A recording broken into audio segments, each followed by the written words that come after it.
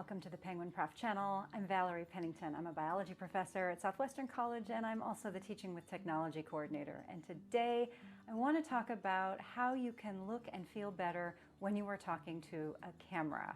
And the reality is, it's not just you, okay? We all struggle with it. It's tough. And really, it's human nature. We fear being judged. And for some reason, when you're sitting alone talking to glass, or if you're sitting and talking to your students through Zoom, you feel like everyone is judging you. And truth be told, they are. We are all judging each other. This is something you just have to get over. This comes with practice. But there are some things that you can do, and what I want to talk about in this video is how you can make the right choices about things you put on yourself, things you have in the background, and how you choose to light yourself that will make you look and feel better. So before I get into the details about light and shadow and clothing and things like that, I want to say that what we do on the outside has a huge impact on how we feel on the inside. Performers know this. As a dancer, I know this.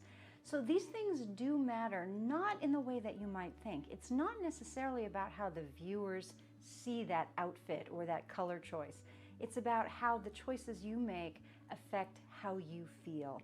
That affects how you project yourself, the comfort level that you have, and your authenticity. So that's why these things matter. All of this is based on some principles that photographers and videographers know really well, which has to do with light and shadow and dimension.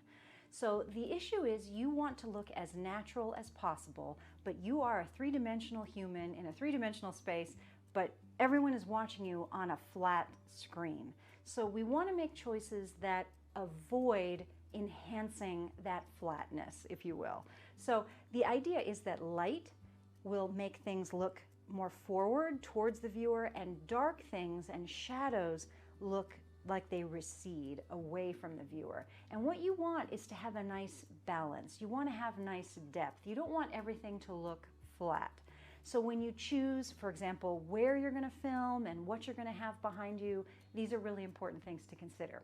But right now I want to talk about what you actually put on your body. So one thing to consider is contrast. Some contrast is good, harsh contrast can be very jarring. And when I talk about contrast, I'm actually talking about two things. I'm talking about you and your skin color compared to the clothes you're wearing, and I'm also talking about you compared to the background that you are in front of. So one thing I would say is to look the part. So depending on what kind of video you're making, make sure that your clothing matches what you are trying to project. So some level of professionalism for educators is really important. So respect yourself and respect them, and just don't roll out of bed and just sit down in front of your Zoom class. My next recommendation is to keep things fairly minimal. So straight lines, things that flow over the body, things that are very natural. We want to actually see that there's a body there, so not like huge tent-like clothing.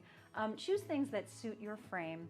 I always think about black because I wear a lav microphone, and I don't like the lav just like a sore thumb sticking out there, so I try and think about that when I decide what to wear. I like to wear layers. I like to wear nice color. I try to avoid prints that are too bold. I think that's very distracting. Again, you know, if you look great and feel great in big Hawaiian prints, then go for it. And now we're looking a little bit at contrast here. So you'll notice that as I go for these kind of colors that are closer to my skin tone, I start to look very washed out. I start to become indistinguishable from the background. And especially if people are viewing you in a tiny little window, it just gets harder to see you. So I just don't think that that works. You can be very washed out, as I am here, and I think that looks terrible. So it's important to think about color, think about texture, and think about prints and what looks good on you. And I would say the number one suggestion here is try different things on in front of camera and look at the footage and see what you like. Okay, so next I want to talk about sort of talking to camera. When you talk at a lens, the viewer feels that you're looking right at them. So I'm going to show you what I mean. Here I am looking at the lens, and here I feel like I am talking right at you, and you should feel like I am looking into your soul. Okay, and that's a very intimate kind of feeling, and people will feel like you are talking to them, and that's what you're going for. As opposed to this, here I am looking at my monitor. So here I'm kind of obsessing over how I look, and I have hair sticking out, and you don't get the feeling that I'm really talking to you. Look at the lens. By the way, clean that lens if you haven't in a while. Next thing is to consider geometry. So most people are zooming right now using their laptop or FaceTime cameras. If you have your laptop on a desk like most people use them, you're always looking down. And this is a really unattractive angle for most people. Certainly it is for me. You are going for a camera angle that is at or slightly above eye level. Right now my camera is at eye level, and now the camera is above eye level. So for me, this is a fairly natural angle. So the camera is slightly above my eye level. It allows me to look up. It allows me to have some length in the neck. This is going to allow me to speak and have breath support and all the things we're going to talk about when we talk about sound. I'm not leaning forward and like cutting off my own trachea, cutting off my own air supply. If you're stuck with a laptop that has a camera that can't be moved, then move the laptop. Get some, it could be books or boxes or something stable where you can place your laptop on top, and that way you can adjust so the camera is at or above eye level. It's going to look so much better. Let's talk about your background. Your background can help or hurt you in a video. You can, of course, choose a natural or an artificial background, and there are pros and cons to both. So first of all, a natural background.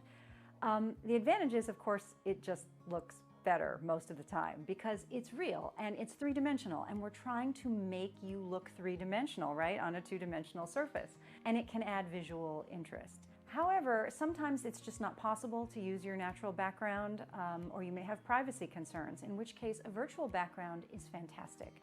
So virtual backgrounds look best if you have a real green screen. Now that green screen effect adds a whole other layer of complexity because you're going to have a way to hang the green screen, and you're going to have to make sure that you don't have very many wrinkles in it because then it looks bad. You need to make sure it's lit from all sides equally. So technically this is going to add a lot of stuff that you're going to have to worry about. But if you can figure out a way to do it, it is going to make your virtual background look a lot better. Virtual backgrounds will make things, including you, Hi everybody! You right there. I'm sorry, actually. I'm here liar. Have faces like this. There's contest here. A monitor, FaceTime camera, and Zoom recording. I think everyone here. Touch up my appearance. Now you're gonna kind of look like a cartoon character. So just be aware that every time you add these kind of fancy tech tricks, you're going to lose something, and you're going to lose that very human, natural appearance. So going into it, if you know that and you make that choice, it's great. Let's talk about lighting. So lighting is really important. Lighting helps you to look authentic and natural and three-dimensional. We're trying to avoid you looking flat, so you don't want all the light all in your face with no shadows at all. That looks very artificial and kind of scary. A much better look is to have a slight difference between the two sides. A little bit of shadow is a good thing. A lot of shadow can make you look like you're in a horror film.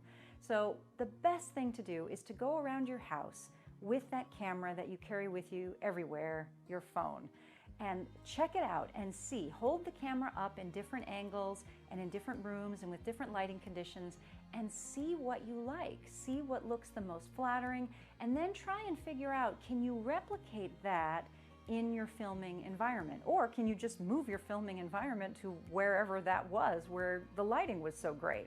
But that is going to make a huge difference. And again, just thinking about different ways of lighting a scene. Let's say you have a fabulous window.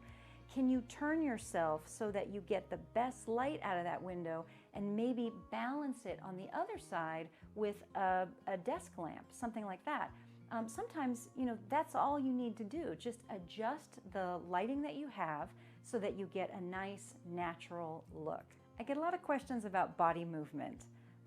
Again, this is something that you're going to have to practice with, but be aware that if you move too fast and you're using a virtual background, that's going to look bad.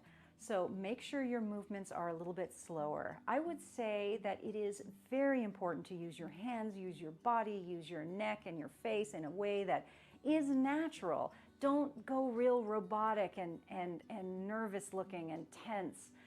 That's not going to do any good for your voice. It's not going to do any good for your audience either. They want you to be authentic, to be natural, to be you. So use your hands and your body language in a natural way. Practice in front of the camera, practice in front of a mirror, practice, practice, practice. As always, I hope that was helpful. Thank you so much for visiting the Penguin Prof channel. Please show some love and click those buttons below, and I will see you in the next video. Bye-bye.